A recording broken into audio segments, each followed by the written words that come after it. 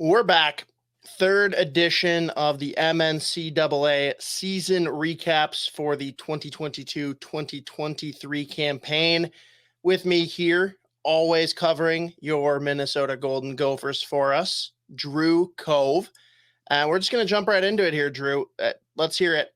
This season for the Gophers, based on your expectations coming in, give me a letter grade on how they came out. All right. We'll see. So I'll start out with saying that obviously last year we went on the pod. We talked a lot about who was going to come back, who could come back, what might it look like depending on who all comes back. And I think the Gophers got really lucky. They got a lot of their three big defensemen that could have all left. They all came back. Justin Close came back looking good. Matthew Knies came back, and Logan Cooley came in.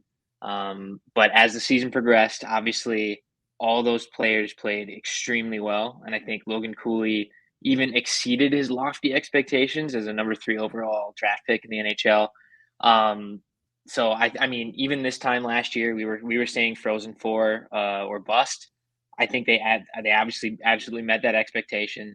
But I think the way the season went as a whole, it heightened the expectations a little bit. I think. I mean, it got people excited because they were playing so well. It felt like Team of Destiny. I think we said it a couple times. So I'll give it an A. I could give it an A plus, but I think based on the way, as middle of the season, we thought, all right, this team could very legitimately win a national championship, and that's not really a fraudulent take at all. So I'll give it an A. Would save A pluses just for national championships. This is the Gophers after all, right? It's a high expectation fan base. You can't give the highest possible grade to a non-national championship year. Yeah, and I mean, it can't be a fraudulent take when you had no idea that the Gophers were just going to sit back for 2 periods and basically give the game away. So, I mean, outside of that, like, you were spot on. Exactly. I mean, yeah, you can't assume that the team that hadn't lost a game after a period or 2 periods, I believe. I think they were 22-0 when entering the third period. You didn't think that the offense would slow down that much because they had faced the likes of St. Cloud and Mankato earlier, the teams that are supposed to be usually really good at that shutdown type of style. So, the Gophers, who were we to expect that about 35, 40 minutes in play that happened in that national championship game?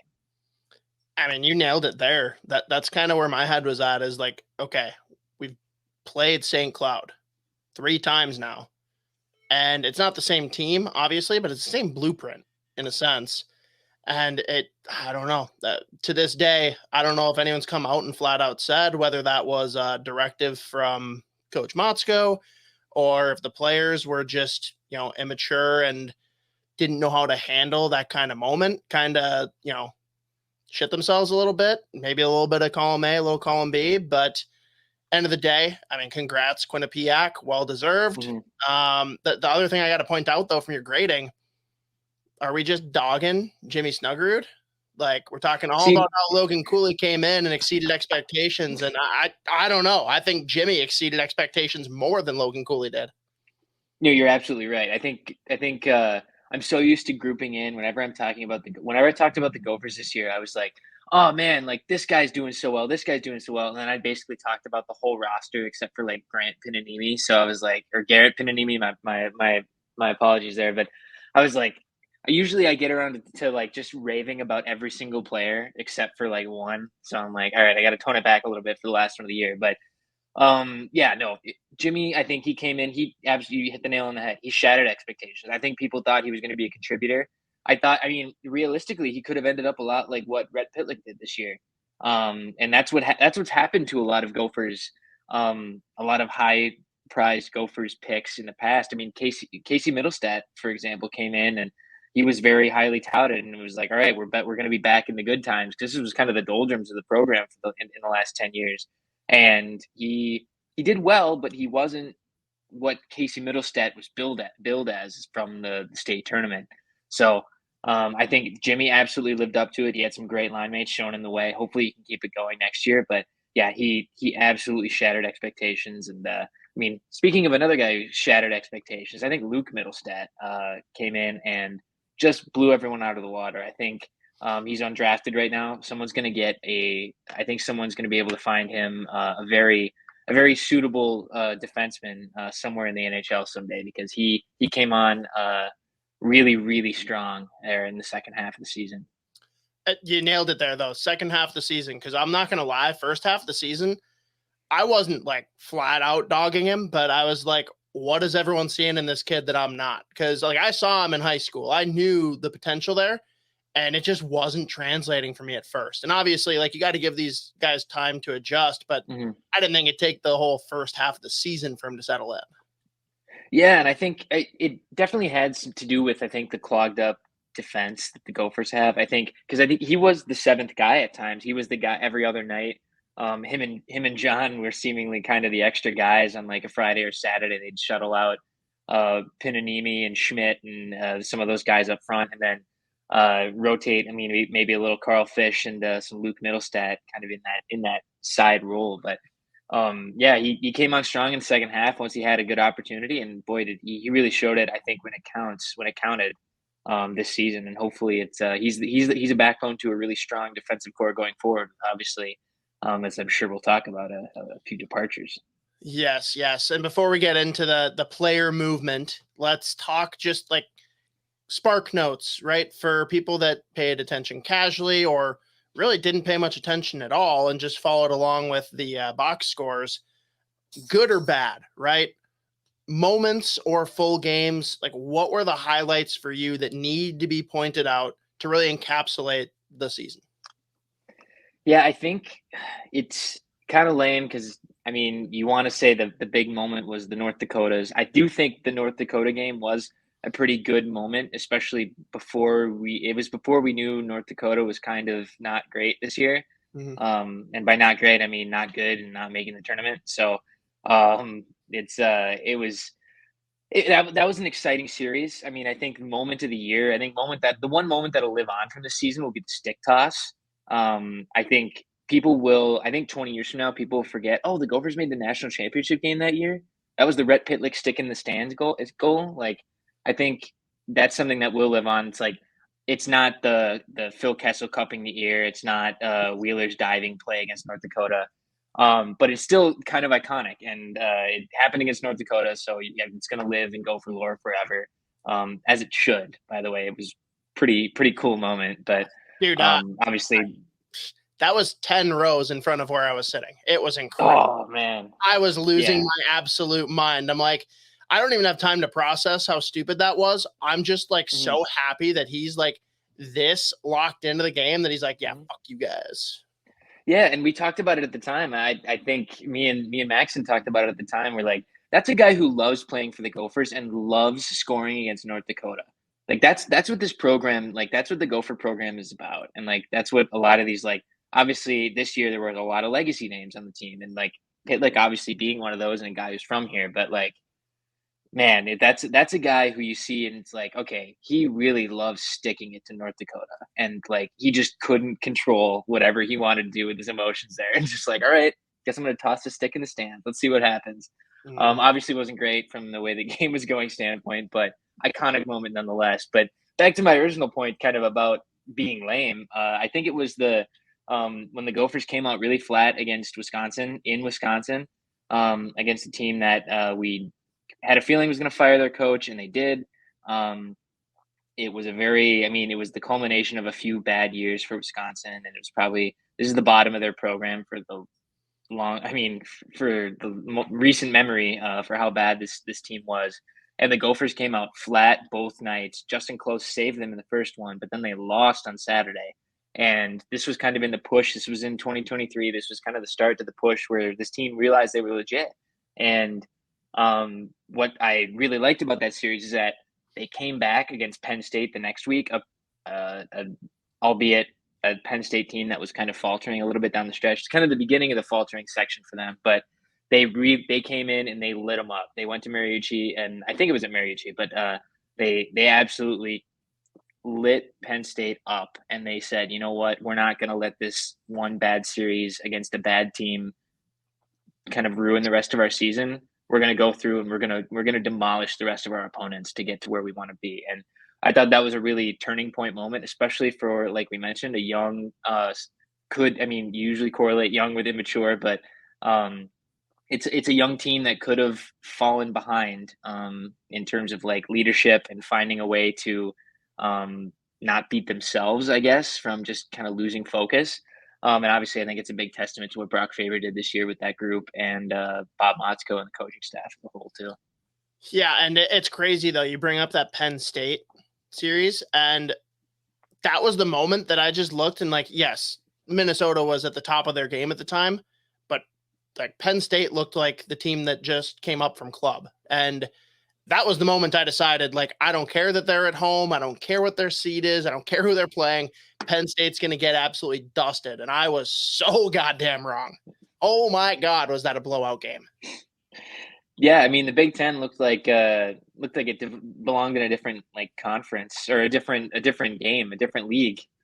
It was just it was insane. I mean, how many goals? What was it like? 33 goals in the first round just for Big Ten teams alone, and it was just incredible. And I mean, it is funny too because I mean the Big Ten has had better years. Where I mean, in St. Paul in 2018 or 2017, one of the two, but three Big Ten teams made the Frozen Four, and guess what was the one team that didn't that won the championship? UMD.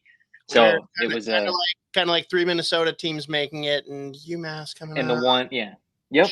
Sure. Kind of like Quinnipiac getting in and them being like this unseeded dark horse that no one ever could have imagined would be good. That's how everyone seemed to frame it. I don't know why. No, well, that was Max. I think that was co-opted by Max Beach. One Max Beach of the Sota Pod or the MNCAA himself. He was a big Quinnipiac hater, and I just wonder if I haven't talked to him much about it since. But let's see how that prediction went, and maybe Steeg's got to get in his face a little bit about that. I don't know. Steeg's not really big on getting in people's faces, but we'll work him up to it. But I mean, to your first point though, I feel like there were so many moments that were Rhett Pitlick, and that's really a big driving force for like my excitement for next year is him and Hughlin. Like I beat this drum all damn year.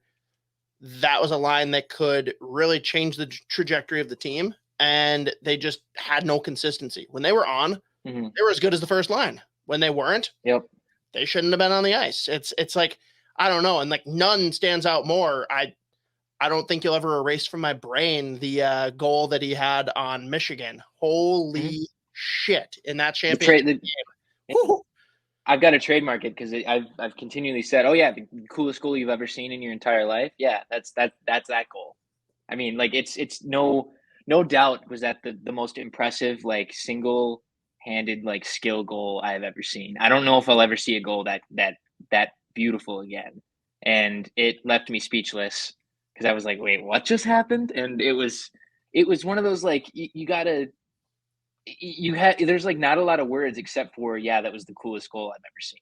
Like it's hard to like top that, and it's hard to like explain what it was without watching it because it was just beautiful, just absolute pure beauty. Yes. So I mean, we've talked about him plenty. We'd love to see more from him next year. We're not sure where things will fall out depending on who does stay and who goes. So break down who we already know for a fact is out next year. Well, for a fact, we know Matt Staudiker, who did not play at all this last year, he redshirted, and he announced he was going to be in the transfer portal. It was a little bit of thought that he might come back and kind of slide in and play some meaningful minutes now that a lot of the guys, some of the other guys are gone, which kind of leads me to Brock Faber. Obviously, if you haven't been living under a rock, you've seen him slide right into the NHL and be a factor in the playoffs and be in my estimation, the Wild's either second or third best defenseman in the playoffs, and I think he's been really good. I don't know if that was just trying to be a take or not, but it was something. But I think he's played really well at the NHL level, regardless. But also Jackson Lacombe, he made it and he signed with the Ducks. One thing that's kind of standing out a little bit is Ryan Johnson is not signed yet. I highly doubt he'll come back, but I have a feeling he might be going Mike Riley mode and saying, all right, I'm just going to decide if I'm going to wait a little bit and maybe decide to sign somewhere else. His rights are currently owned by Buffalo. And I don't know if the team on the rise kind of looking, I haven't really looked at their decor that much, but they do have a lot of young guys that kind of probably command a lot of time. So maybe he says, maybe I go somewhere else to kind of develop a little differently. I'm not completely sure, but I guess we'll see on that. Matthew Knies, obviously, he is a stud for Toronto. They have not lost a game as of this recording since in the playoffs, since Matthew Knies has been in the lineup in the playoffs. And he's played really, really good. 6-0 with him in the lineup. He hasn't gotten. I mean, he has not gotten a goal. He got close because he was on the ice to try and get one, and then he got called for a penalty in one game. But then he had a game-saving play on the goal line. He was just incredible. Weird. This isn't necessarily Matthew Knies fan line, but he's incredible. He's great at the NHL level, and just like we all hoped and thought he would be. It's weird. Apparently, Gopher players that go and play for NHL teams just make playoff game-saving plays. I don't know.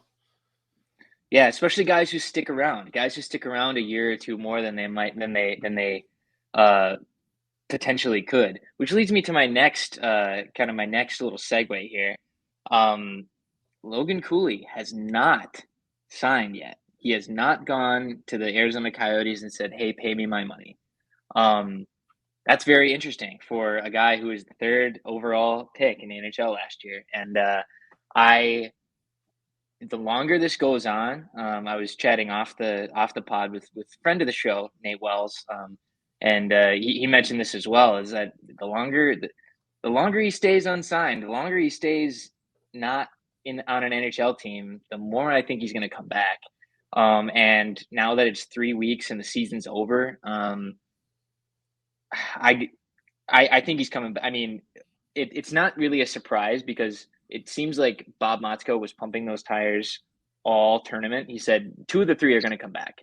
And he didn't hesitate, and he didn't say 2 of the 3 could come back. He said, no, 2 of the 3 of that line, the top line, are coming back. And he was pretty definitive. So either he knows, or he's got a lot of confidence in what decision Cooley's going to make. I'm at the point now, I think Cooley's coming back. And you know what, Hoppy? I think we could see a Cooley, Snuggerud, Pitlick line 1 start of the season.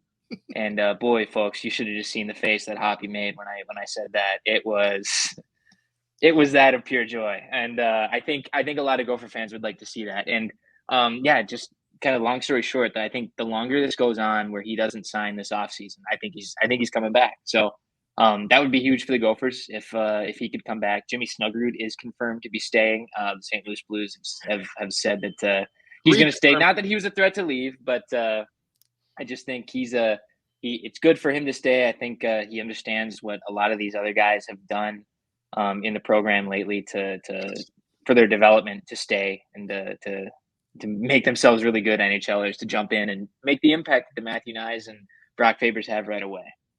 Isn't it just awesome, though, when a player announces a month or 2 prior that they're not leaving, but then a reporter asks them again after the season's over and they say, correct, that's still the case. They're like, breaking news. And everyone's going nuts like, hey, guys, Snuggerud's coming back. It's like, yeah, I fucking hate all of you. God damn it. Now, for those of you that are more college centric, right? Don't really pay attention to the NHL, the inner workings, and just live and breathe college hockey. The real carrot that usually gets a guy like Logan Cooley to leave early would be to play him the last couple games of the season and burn 1 year off that ELC. That's a huge nugget, because that means he's 1 year closer already to getting the big boy contract. And especially for a guy who's highly touted, who's going to make money, who's going to be a good NHLer. Yeah. So I think given that that's passed, he hasn't made a decision yet. I don't think it's a lock. I think they could still talk him into it. But to your point, the longer that it goes on, mixed in with the fact that the only reason he came to the Gophers is because his boy Jimmy Snuggerud said, hey, Notre Dame's pretty fucking lame. You should come over here.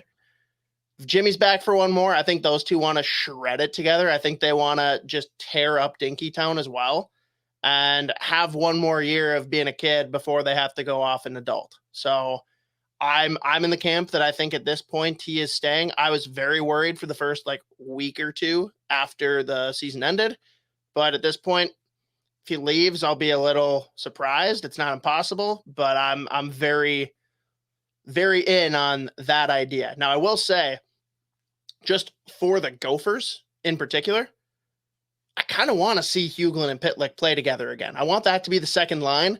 Find someone that can play with the other two, whether that's throwing in perhaps Oliver Moore or one of the other fun guys that might pop up, or hey, who knows what'll happen. And well, they probably won't really do much in the transfer portal, but I mean, anyone else that you see in the roster this year that could take a big step and be part of that top six?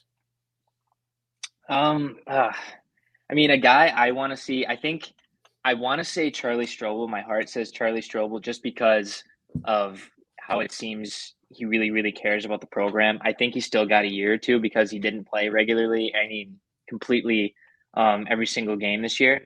But I gotta think I've been I don't know if I want to call myself a truther, but I'm a Connor Kurth truther. I think he is. I saw parts of his game this year that looked like he was like definitively watching like tape on Knies just to say, all right, if I can build my body up a little bit different, I can be that. And it seems like because he makes little moves in the corners sometimes and possession plays that reminded me of like that's something Knies would do and do really well. So I think he's a good fit to if he can get in the weight room this summer and like get just a little bit bigger because I think he was a 19-year-old this year, but get a little bigger, kind of slide into that role of like a power forward on one of those lines and provide the Knies effect. I mean, use it as a template and say maybe I'm not saying Connor Kurth is Matthew Knies because Knies is a very special talent. But I think Kurth, if he kind of has that, like you said, like carrot at the end of the stick. I think you look at it and you say, okay, this guy can try and mold his game after that and be that kind of guy on a really high impact line for the Gophers. Like if yeah, I think that would make a lot of sense on a Hughlin line who's a really good stick handler and a good distributor, and Pitlick is a good kind of just finisher. And this it seems like a good mix based on what they had success on the first line this year. Just because it did fit that. All right, here we got a great playmaker, here we got a great sniper, and here we got a power forward that can make it all happen and be in front of the net. So, and possession too. I mean, just kind of be a beast on line changes and like down low and kind of taking pucks away and in making sure in transition you can get the puck too. But I think he's a guy that'll have a really big role next year. He's a guy I really hope will have a big role because of just seeing flashes of what he could do partially this year. It was really something to see that like, oh boy, what if they could have a Matthew Knies 2.0 or some kind of replacement without much letdown.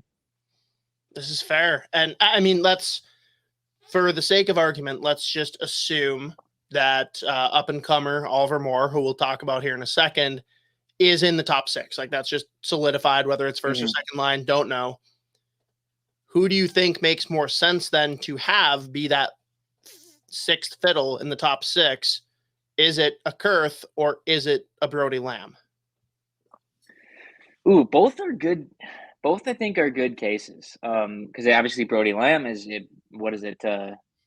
Somebody said it like big play Lamb or something. I can't. There was some Twitter thing about Lamb this year, and whenever he'd make a couple of yeah. I don't know. It didn't sound right coming off the tongue, but you know what? If probably read better on Twitter. I don't know, but I think one of those two guys has a chance to make a step, and I think it's all kind of going to come down to who is who's kind of just feeling it right at the start of the year next year. Obviously, they don't have a lot of practices before they get into some of those games, but I think Bob's going to have to like try around a little bit to see who can fit into that role. Because I mean, like this year, I think last year they had talking about 2022, 23 in the past tense now, but I think that that had a lot more of a logjam up front. I think depending on the Jackson Nelsons and the Bryce Brodzinskis of the world, and could they come back? Could they not? I do believe they have their COVID year. But given if neither of them come back, there are some open spots kind of in those established roles that are saying, all right, we got space for somebody to fill a role, and we just need to see who's the best equipped to take it. And I think Lamb and Kurth are kind of in that same realm of like, all right, these guys still have a step to take to prove it to be that they're go-to guys at the top level of the best conference in college hockey. So I think it'll come down to those first few weeks, and especially with non-conference season, it'll be important to see in some of those matchups against historically a good opponents in the non-conference for the Gophers, is that to see, all right, throw them into the fire, see who sinks, see who swims, and have to make good decisions from there. Hopefully everybody swims, and then you can have a really good third line too. But we'll see how it plays out. But I think, yeah, those two guys are going to be in the mix, I think, and could just be shifting if they have to change their lines a lot early in the year. Who knows? Who's to say? I mean, that could be just kind of a shuffle, and yeah, who knows who could step in and who could step out. Fair enough. Anyone else then that we haven't covered? Because we covered a lot of the big dogs. Is there anyone from the existing roster, guys that are going to be coming in next year that, are new recruits, like anyone that you want to touch on that you think could make an impact? Yeah, I think from what I'm checking here, I think Sam Renzel's coming in next year. I think he's going to be an important guy on the back end for sure. Because I know talking about the defense is like there are a few guys leaving. I mean, 3 guys at least leaving. And I think it just makes a lot of sense that those guys are going to be a part of the lineup. But it's going to be big I think on the back end. I think Mike Hester is going to be the go-to guy this year. I think while Ryan Chesley took a big step this year, and I thought he was another guy who was a little bit, I think expectations were kind of unknown with him, and he stepped in and played really big minutes this year. But I think Mike Kester, he was so good on the power play.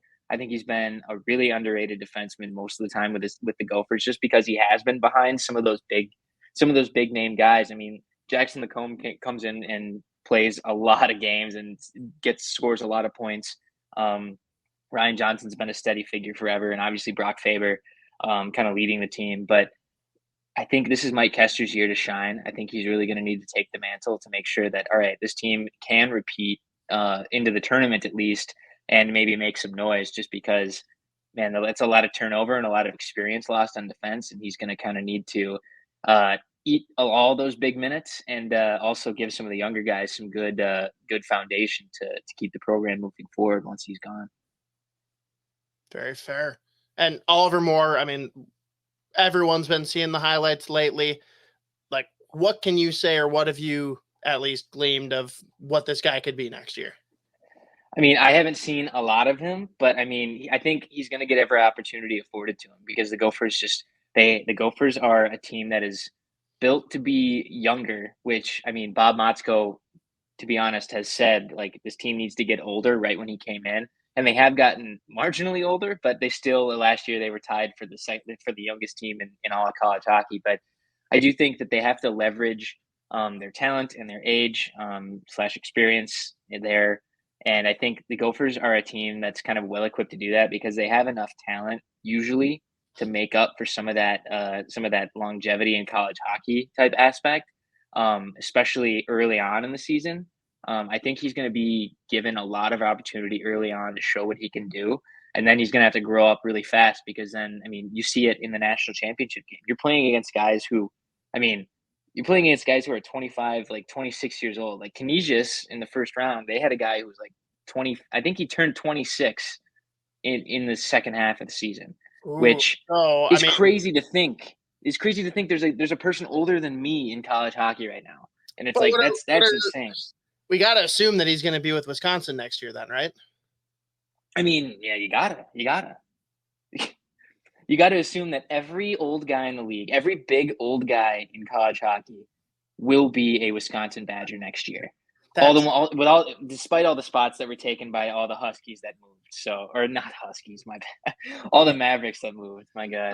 You know what though? That's my favorite development of this summer, is like, we're going to see all of the Mavericks fans completely pivot and be like, yeah, that's actually hilarious. We're going to start making fun of how old the players are going to Wisconsin as well.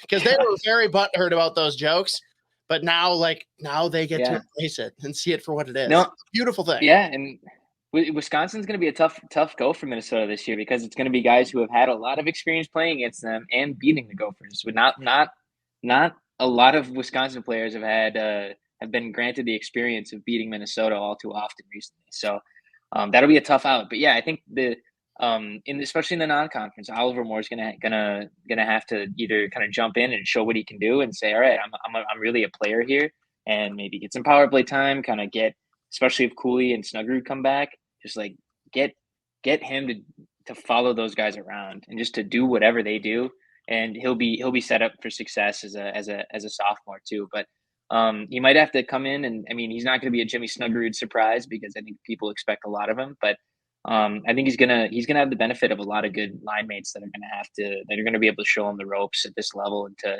kind of get physical right away, and yeah, just kind of embrace the college hockey debut.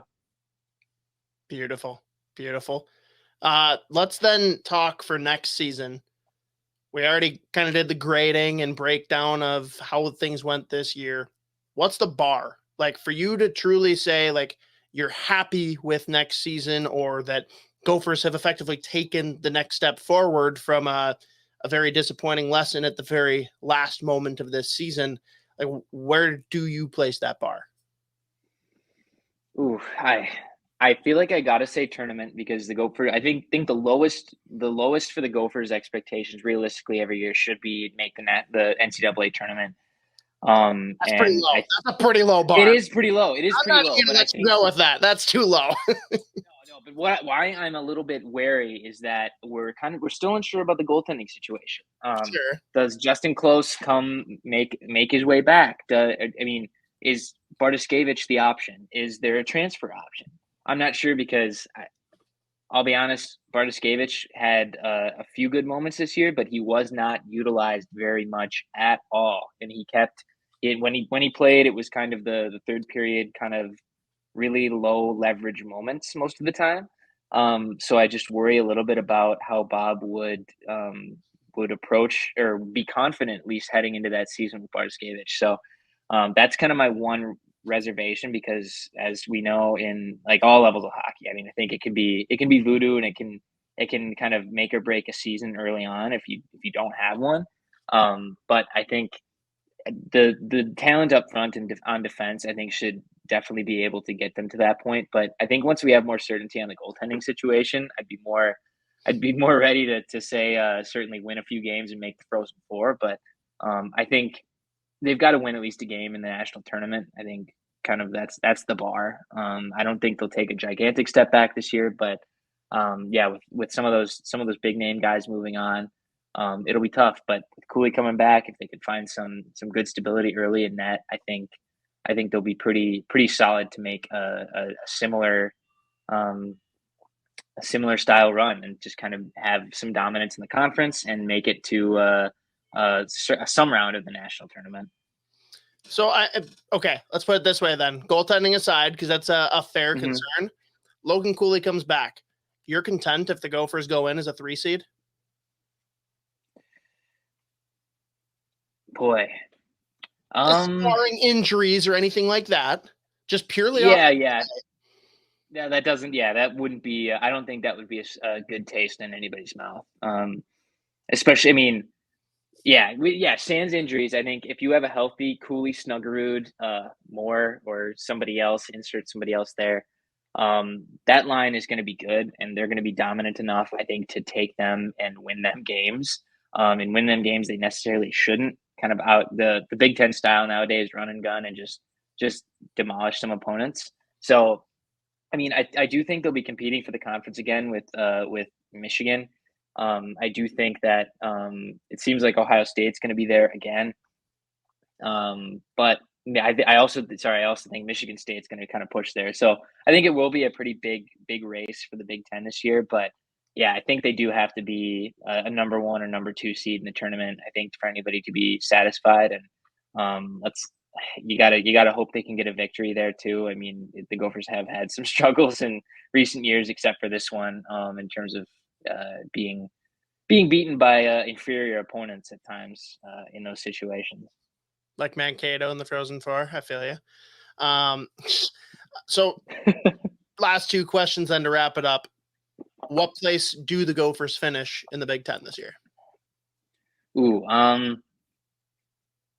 boy, I would lean to say second with Michigan and first, but they have had their goaltender leave. They do have some of the same question marks as the Gophers, I think. So obviously, no Adam Fantilli. That's not I obvious. think. That's Oh he yeah. said he might come back, but I gotta say, the goalposts in 3M Arena at Mariucci are just fucking dancing, jubilant that they don't have to deal with Portillo's bullshit anymore.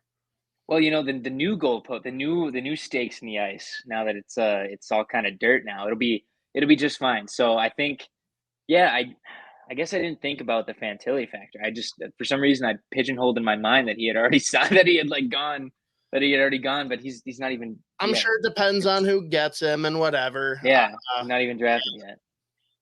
So, but that shows how much Michigan hockey I'm paying attention to. But I think it'll be the Gophers in Michigan, but depending on uh, yeah, the goaltending situation for either team. I mean, there's got to be, if there's a dark horse for Michigan that comes out and plays better than the Gophers, whoever plays for the Gophers, that could be something that's kind of the deciding factor. But I do think the Gophers will be in the running down to the wire for the Big Ten regular season championship this year. And I don't see with the collection of talent that they have, even with the guys that left. I think it'd be tough to predict otherwise that they wouldn't be right in the mix there near the end of the year. Sure. And then the last question, kind of opening it up more to the greater MNCAA. What's the team that intrigues you the most? Because you got a lot of storylines, right? Like a big step forward, even though it might not look like it in the standings, but like St. Thomas made big steps. They could continue to do the same. Mankato, obviously, with the turnover in the coaching staff. St. Cloud, looks pretty primed to come back and be very much what they were this past season. And then Duluth kind of dealing with their first season of disappointment. What's it going to look like when they run it back next year? And a couple of interesting names that are going to join them. And then Bemidji being Bemidji. Yeah, I mean, you kind of let off with, I think, with the one I'm most intrigued about, at least the St. Thomas angle. I think that team continues to get better, and as I think we like to say on the pod, the process is strong, and I think it seems like it's working for some of the guys that are transferring in, and I think they got into college hockey at the right time as a new team. I think as an existing team that struggled for a long time, the transfer portal had to be terrible. But I think see the Gopher basketball team, I think with the transfer portal coming in at the absolute wrong time when your program is down, guys are going to be looking for greener pastures. But I think as a new team, a chance to build something that's never been done there before, I think that's a prime opportunity for a lot of guys who are not Gopher rejects, but guys who didn't go to the Gophers, guys who didn't go to the Huskies, or guys who tried to go there and didn't get regular playing time. They can come back and say, okay, now I'm going to play closer to home, but I'm going to have an impact role, show what I can do, and then over time, you're just going to get more and more talent. That's kind of the influx into St. Thomas. I think this year will be a good one, especially since they still can't make the tournament. I think it'll be good for them to continue to build and have a solid base once players can transfer in and say, oh, this team could be ready to jump in and make a chance, or even be an Alaska type and just say, all right, you know what, we're going to be, I mean, they do have a conference, but to just jump in and make a surprise move, it'd be like, all right, just jump into a team and say, I can add a lot of talent, a lot of value to this team. And once they can make the tournament, I think they'll have a few more guys that can make that step. But I'm intrigued to see the step that they take, because they obviously had some upward movement this year. But if that can be a legitimate rivalry or a legitimate thing with the Gophers, that'd be amazing. I mean, a cross city rivalry. It's like it takes 3 minutes to get between the two arenas. It's insane. It's like it Well, it would be so great. It'd they be have the so new so arena great. too, right? But that set the over under then. Like, give me the betting odds. How long until St. Thomas is not like necessarily the same tier as the Gophers, but until they are a legitimate rival to the Gophers? Whoa! Oh, 2 years, 10 years? Like, what are we thinking? see, I'm leaning towards 10 in my head. Like that was my first thought. I just don't know if that's too soon. It's not like supposed to be a slight on like Rico or anybody, but I think the Gophers are just so established. It's like I still don't think Penn State like if Penn State was where St. Thomas is, they'd probably be a rival right about now, just because of how good how good they've gotten kind of quickly. I think that was a quick trajectory. That's a lot less than 10 years. I don't know. Yeah, but I just wonder if they Rico can make that. can't accomplish what Penn State did. I got you. That makes sense. See, I'm just kind of workshopping in my head. I'm thinking about it. Like 10 years, like I don't know if 10 years sounds way too long, or it's like I'm looking for a word grab here. I need a quote. Hey, either way, like if I'm wrong, great. If 10 years is too long, I hope Rico pulls this sound and like says, "Hey, what'd you think? What do you think about this now?" And I'll be like, you know what, I was wrong, and I'm glad about it, because that's going to be good for college hockey in like the Twin Cities, to have another team that's like ready to go and to like push the Gophers a little bit. Because the Gophers have gotten their fair share of like the last 20 years have been uncharted territory for in-state and like the fan base encroachment on like St. Cloud, Mankato. Because before those were just like, oh, they're D3, D2 afterthoughts. And now they're coming in to D1. And now they're good. And now they're pushing for national championships. And UMD's winning a bunch of national championships in a decade span. It's like Minnesota's not the only kid on the block anymore, and it might be another. It's good for the game, especially for MNCAA and our podcast. That there's a lot of good teams in the state, and I think great for everybody if St. Thomas can be great. This is the soundbite that is going to be the equivalent of Micheletti's catastrophic that all of the Ferris State players saw before the catastrophic incident. It's going to be, listen to these two absolute goobers saying that it's going to take 10 years for us to be a rival. They're going to come out. They're going to beat the Gophers just flat out in a regular season game. And it's just going to be, oh, sup, Drew. What an electric moment. That would be incredible. It would. I'd love to be wrong in that instance. I really would. It would be insane. Oh my God. Like, because St. Thomas being like, that's all I think is like, as college hockey fans in Minnesota, and I think as MNCAA, like I've just continued to say it. It's like St. Thomas being good is going to be great for everybody. Being good is going to be great. Okay, got it. Rico. Being good is going to be great for the most amount of people. Slide in the DM. You heard it here first, if you want Drew Cove's address, I got you. Oh, man. Oh, I mean, anything you feel like we've missed, whether it's looking at last season, whether it's looking forward to this coming season, things to be keeping an eye on this summer. Like, did we hit it all, or any last thoughts before we sign off? I mean, I think we hit it all. Because, I mean, yeah, the Cooley watch, I think, is the most important thing. I think goaltending is next to most important. But I'd be surprised if Cooley left. And I'm really clueless about what they do goaltending-wise. So, I think they've got a pretty good setup right now, and I think we kind of covered it all. Except for one thing we did not cover is that your Waggle golf shirt is looking incredible today. It's great. As I'm watching Hoppy here in the stream, which will be clipped a little bit, the Waggle golf polo, proud sponsor of the MNCAA podcast. It is looking great. Wish I was wearing mine right now. I refer to this one as the Josh Allen polo by Waggle. Just beautiful. One of my favorite polos that they've done, to be completely honest. But yes, everything they do is incredible. Everyone that wants to also look and feel incredible, go to getyourwaggleon.com, promo code SP10. That is for Sota Pod 10. SP10, 10% off, one-time use. So load up the cart.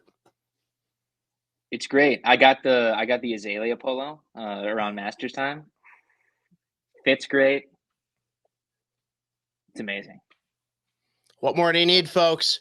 All right, then. Appreciate it, Drew, as always.